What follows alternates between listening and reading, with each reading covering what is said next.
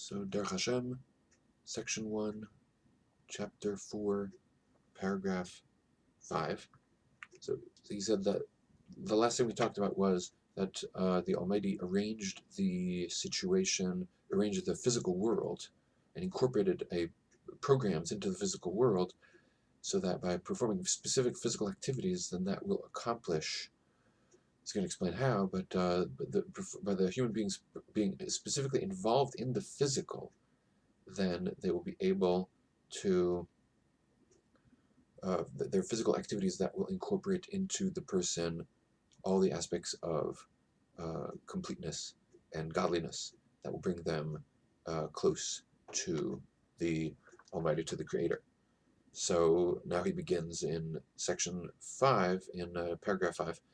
These are the mitzvahs. These are the commandments, the positive and negative commandments, whereby the Almighty, each one of the 613 commandments, the 248 positives and 365 negatives, they correspond to different aspects of completion, wholeness that need to be incorporated into us. And if we do, then we accomplish that. And all of the details of all of those mitzvahs are aimed towards that intention specifically, so that we somehow or other, each one of those details corresponds to some aspect of a deficiency that is inherent in the human condition, and performing those details of those commandments, of those mitzvahs, those activities the Almighty programmed in such a way so that they will release us from those deficiencies and incorporate into us the aspects of wholeness, completeness that we need in order to connect to Hashem. And that's what the pasuk says, that it's l'tov lanu. Performing these mitzvahs is something that is good for us. It is beneficial for us. It brings us completeness and wholeness. So the sum total of what it is that we're doing, that our avoda, that of our duties and responsibilities to the Creator in this world, it basically boils down to that we should be attempting to direct our attention towards our Creator. The idea being that we should know that we were not created for except to connect to the Almighty, to be dovik, to attach ourselves, cleave to the Almighty, and we were placed in this world only in order to conquer our inclination and to subjugate ourselves to the Creator through the power of seichel, of understanding, of correct understanding of reality, the opposite, which is the opposite of the physicality and the inclinations and drives that are associated with it. So we have to direct everything, all of our actions, in order to accomplish that and not swerve from it. So in the actual performance of the mitzvos, of the commandments, so then we fulfill the will of the Almighty. Our intention in doing it is to fulfill the will of the Creator. So if you think about it, so then we're fulfilling the will of the Creator in two ways. First of all, because Hashem commanded us to do it and we're doing it. And second of all, Hashem wants to have that aspect of completion, of wholeness, of perfection incorporated into us, of godliness incorporated into us. And through this act, it is incorporated into us. And so thereby, we also are fulfilling the will of the Creator. So there are also aspects of, the activity that we are involved with in the physical world.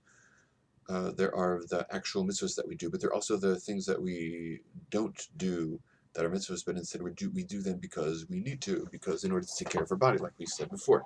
So those activities that we're involved in with that are not commandments directly, they still also fulfill the will of Hashem. First of all, because you have to ask the question as to whether or not any activity is a violation of the will of the Creator. So in that process, so then by performing them, so you've established that they're consistent with the will of the Creator.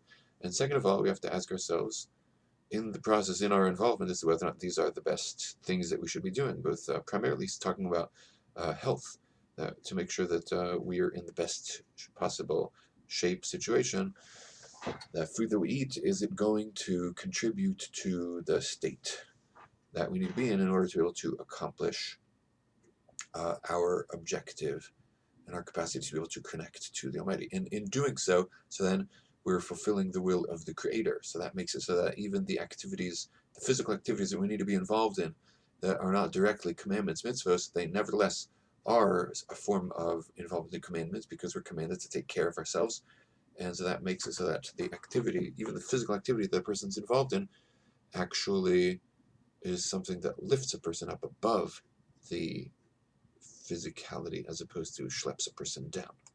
It also results in the worlds being elevated, because the world is involved, the actual physical world is involved in helping us reach our purpose, which is helping the world reach its purpose of getting close to Hashem.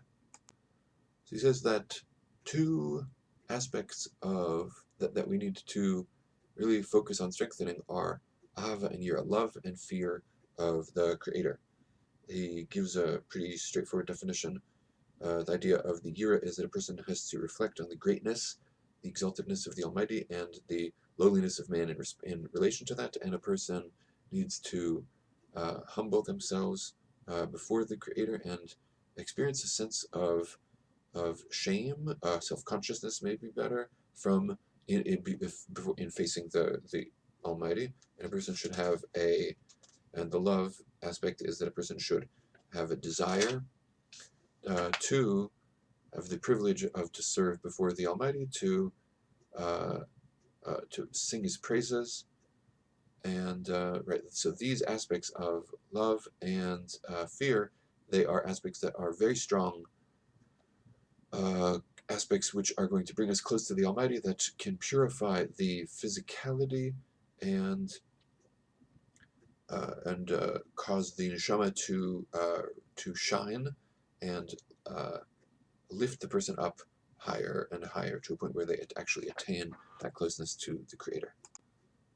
So Rabbi Litzato says that there is one particular medium that the Almighty gave to us that has capacity more than anything else to bring us close to Him, and that is the learning of the study of Torah. And that's two aspects. There is, first of all, there's the actual reading, and the second is the understanding. So the Almighty actually composed a book in His chesed, in His kindness, and He gave that book to us. That is the Torah, and of the words of the writing words of the Nevi'im, that it is ingrained within the power of this book, that if we read it, so then and we read it with the proper intention, proper kavanah, so then it will be incorporated into us the highest level of kedusha that's possible, of holiness that's possible, and then upon that, so then the degree to which a person, so that is the actual simple reading of the words. And then subsequent to that, so then there's a higher level that a person can attain by working on understanding those words, the nature of the completeness, the wholeness that they'll incorporate into themselves is redoubled, and all the more so for a person who dwells on the secrets and hints, the higher levels that from the understandings that were handed down to us. They will reach even a higher level through that process. So the ultimate cause for all of the different situations that a person finds themselves in, whether they are in a state of light or darkness, they are a product of the degree to which Hashem radiates His countenance, shines His face. A little bit better way to put it, or does the opposite, hides His face from the person. And the degree to whatever degree a person receives that light, so then there's going to be an increase in the purity, the completeness, the wholeness, the perfection that a person experiences, that a person has. And the opposite is true. The degree to which a person, the degree to which there is a hiding of that